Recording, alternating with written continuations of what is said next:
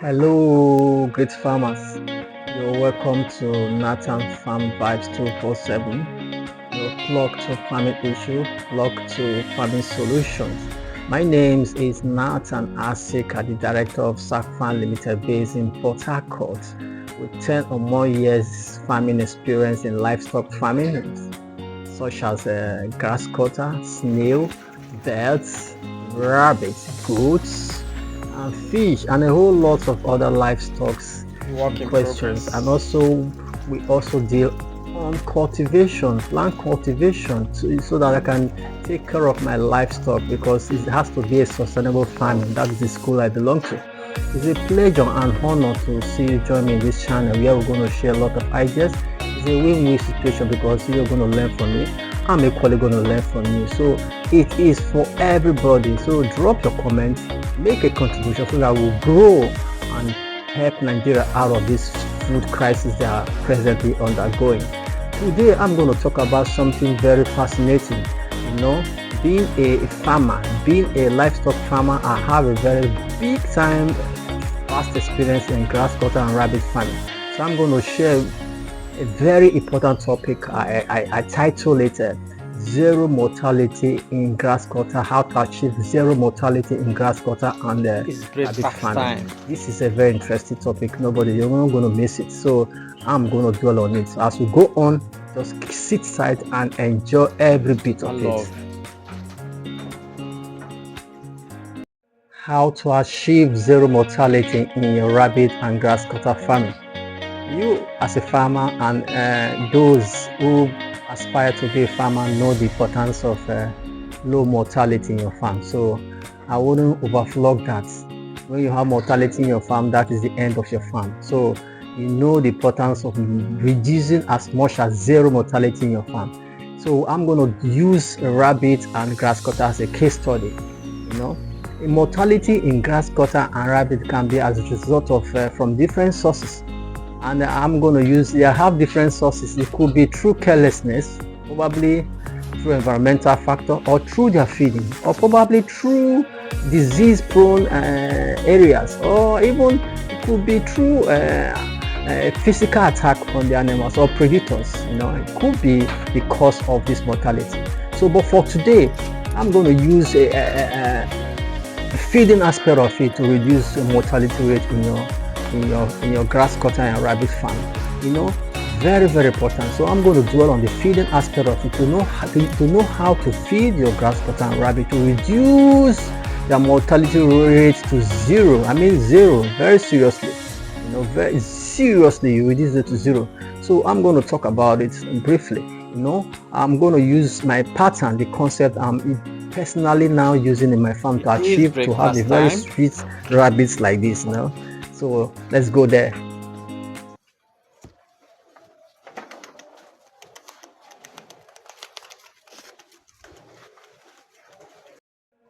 Yes, feeding your rabbit involves a lot of things. Your rabbit and your grasscutter. Why? I know some of you will be asking why rabbit and grasscutter. Both of them eat virtually the same thing. I do both of them. They eat virtually the same thing. So don't be deceived. They eat virtually the same thing. Whatever grasscutter eats, that's what the rabbit eats. So I'm using both. In my farm, the concept is that whatever I feed my rabbit, that's what I feed my grasscutter. They eat virtually the same thing. Though both are not rodents. So now, why feeding? It's breakfast time. Very important. Why I'm using feeding as a case study is because of the importance of feeding to animals is very important, because feeding is for nutrient. At the same time, it could be the first killer of most of these livestock, because it's going in. You could be taking your feed to enhance your nutrient. At the same time, you could be taking it to kill you instantly. It could be infectious. It could bring a lot of deterioration in your systems. So now, you know what the grasscutter and rabbit feeds on. 80% of our feeds are majorly grass and vegetables. Then 20% is basically pelletized, and some of them are cereals like corn and the rest. So now we are going to dwell our training and our major eyesight will be on the vegetable and grass. Now, these are the major areas you have to lay emphasis on. The fact that you need to take care of your pelletize and your corn, we are still going to talk about this. But now let's talk about the grasses that we give to our grass cutters and rabbits. They eat varieties of grasses. There are so enormous, so many of them. There are so many. Elephant grass, Guinea grass, razor grass. There's so many of them. Like the concept I apply in my farm is that I virtually feed my animals all grasses. I make them to be compatible and to be able to be eating everything that comes their way, provided it's not harmful to them. So they virtually eat almost everything, provided it's okay for them. So now, how do we achieve zero mortality when we're feeding them with these grasses and other things I'm talking about? The first thing in question is, what is your source of your feed? Let me use a grass for instance. You need to know the source where you're getting your grass from. Very important. That's the first thing you do. Very, very, very important. Are you getting it from the places that the environment is so polluted? Are you getting a place that probably they use it as a trash ground? Are you getting it from a farm? Are you getting it where they have a floodplain? All these things are very important. Or are you getting a very place where we have a lush grass and vegetables which is not contaminated? These are very, very pertinent questions that you need to answer before we start the idea of reducing the zero mortality in your farm.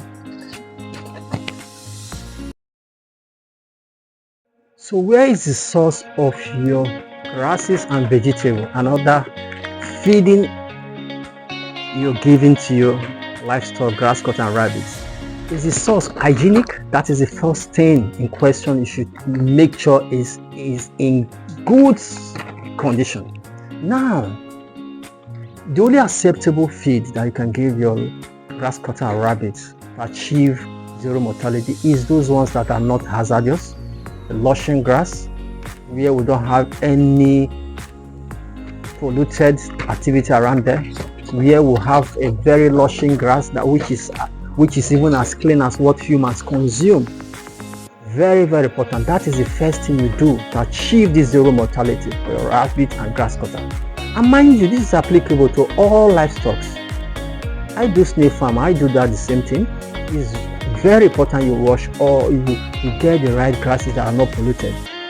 It's applicable to goats, it's applicable to pigs and every other thing. It's a good agricultural practice. So now, when you get these grasses, you go and get it. Usually, the best time to get these grasses is usually in the morning. That's how I do mine. Usually in the morning, you get your grasses ready. You cut them, get your workers, cut the grasses, get them ready, and take them to your farm. When you get to the farm, the next stage is for you to pressure wash your grasses. The fact that those grasses are lushing looking, they are looking good or whatever, my brother, that is not, it doesn't make it to be clean. It doesn't make it to be clean. So you need to wash those grasses further so that you can eliminate a lot of things. A lot of things can hide in that grasses. Some prey, some eggs, some parasites, some diseases. You can never tell. So you need to eliminate all those things through high pressured water. Wash them clean. Then you dry the water off. Then it's ready for feeding. Then, in the process of cutting this grass, I always advise when cutting grass, cut varieties of grasses. You can't just go to the bush or go to the cutting field to just cut. I want to just cut all elephant grass. No. When you go to a cutting field, go cut varieties of grasses.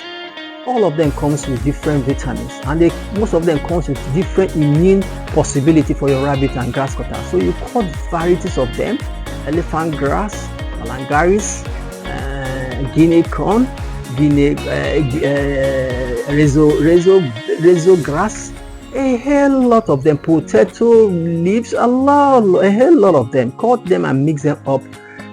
and bring them down to your farm, so that after washing now, while you're feeding your livestock, your grass cutter and rabbit, you mix the ratios of all these things together so that they have a balanced diet. They have a balanced diet because each of these grasses comes with their nutrients.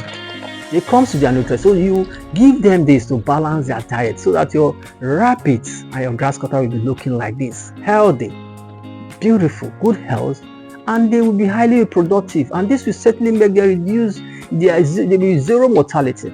And mind you, most of these grass have some organic treatment they give to these animals. You give them some of this organic treatment, so it is essential you wash clay and mix up this feed and give it to them. You will never regret the result of what you see your farm, and they so much enjoy it. Just like humans, you can't tell no human you go just carry garri they give every time, garri. No, you have to mix it and give them balanced diet. The kind of things that we require in our system, these are the same thing that most of these things require too. They require it. So this is the key. Just imagine you doing this, you are giving them good nutrients. Same time, while you're giving them the good nutrients, you are also helping to boost up their immune, because most of these grasses help to boost their immune against any diseases or whatever.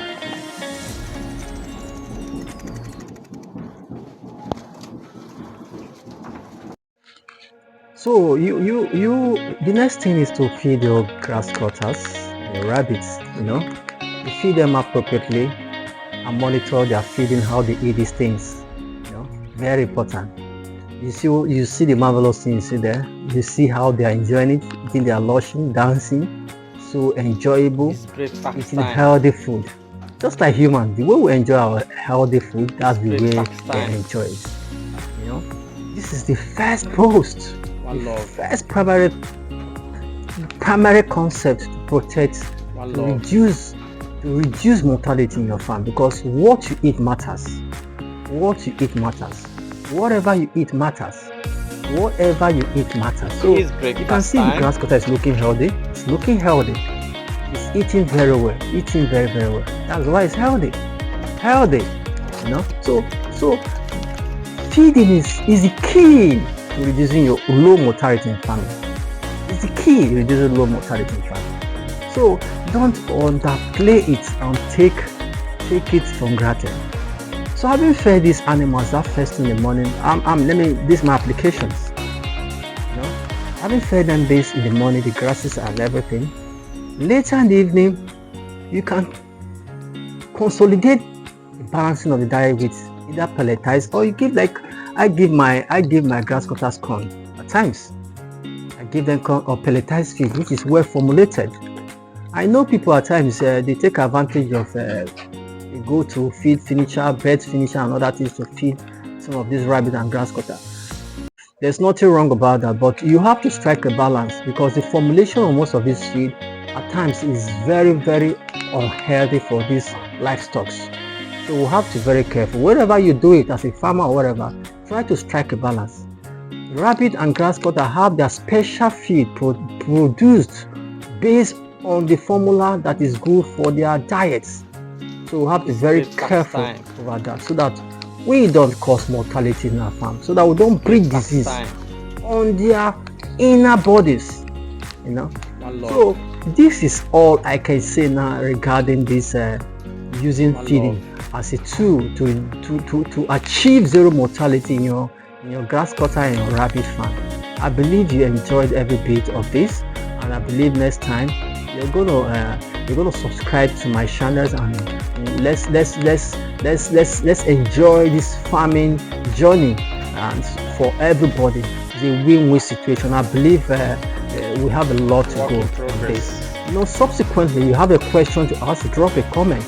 I'm there to answer. And if you have a way to correct some of this my observation or some of my teachings, I'm not an obstacle to taking advice. I will learn, because the essence of this channel is for everybody to learn. It's nice being with you. It's a pleasure being with you, and God bless you. My grass cutter said I should greet you people. It's lovely grass cutter said I should greet you people. Very lovely. Say bye bye. You guys have a nice day. God bless.